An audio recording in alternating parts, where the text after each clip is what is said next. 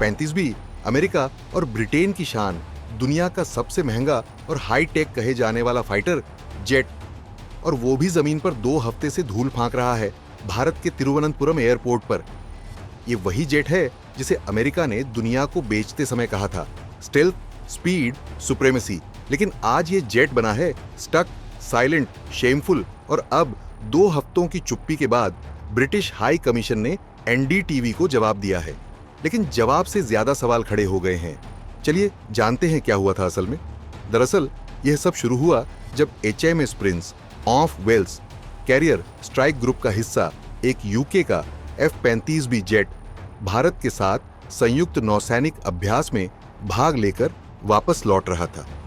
उसे British aircraft carrier पर land करना था, लेकिन मौसम खराब था। आपातकालीन लैंडिंग भारत के तिरुवनंतपुरम अंतरराष्ट्रीय हवाई अड्डे पर।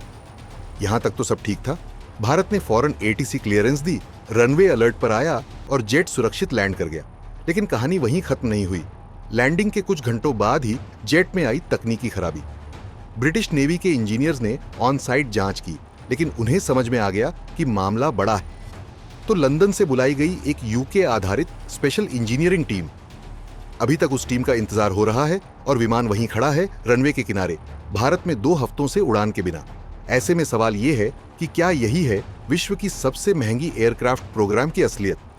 दरअसल NDTV ने जब ब्रिटिश हाई कमीशन से सवाल पूछा तो जवाब मिला कि F-35 विमान खराब मौसम के कारण HMS प्रिंस ऑफ वेल्स में वापस नहीं आ सका।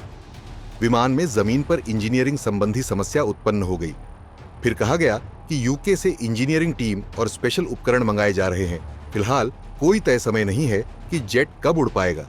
मतलब ये कि अमेरिका यूके का ये सुपरजेट इतना सुपर है कि उसे उड़ाने के लिए पूरी दुनिया में कहीं मरम्मत नहीं हो सकती सिवाय यूके की जमीन के। एयर इंडिया ने ब्रिटिश टीम को पेशकश की कि हमारा हैंगर इस्तेमाल कर लीजिए, लेकिन रॉयल नेवी ने इनकार कर दिया क्योंकि सेंसिटिव टेक्नोलॉजीज के लीक होने का खतरा है। मतलब कि भारतीय तकनीशियनों से इतना डर। तो फिर सवाल उठता है कि ये टेक्नोलॉजी है या खिलौना? फिलहाल प्लान ये है कि जैसे ही यूके से इंजीनियर और उपकरण भारत पहुंचेंगे, इस जेट को MRO हैंगर में ले जाया जाएगा, वहीं मरम्मत होगी और उसके बाद ही इसे उड़ने की अनुमति दी जाएगी। लेकिन नो टाइमलाइन, कोई यह नहीं बता सकता कि ये कब तक होगा। अब बात करते हैं टेक्नोलॉजी की।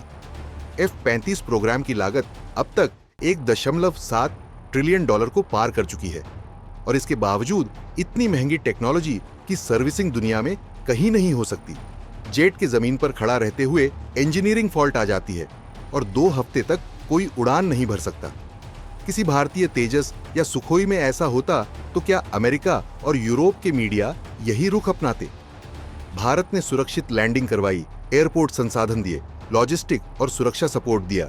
एयरफोर्स, नेवी, एयरपोर्ट अथॉरिटी सब साथ आए, लेकिन ब्रिटेन की टेक्नोलॉजी और अमेरिका की दंभ ने उसे शर्मिंदा कर दिया।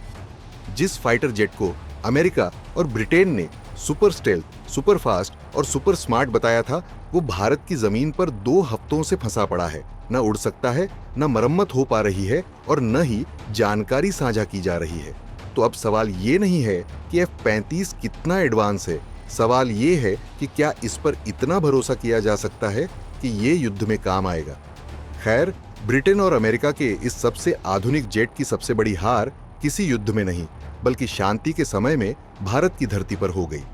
टेक्नोलॉजी वो नहीं जो सिर्फ महंगी हो, टेक्नोलॉजी वो है जो मजबूत, विश्वसनीय और आत्मनिर्भर हो। और भारत अब उसी रास्ते पर है, तेजस से लेकर ब्रह्मोस तक। दुनिया अब भारतीय रक्षा क्षेत्र की तरफ देख रही है। अब आपको लगता है कि F-35 एक हकीकत है या सिर्फ हाइप? कमेंट करके जरूर बताएं।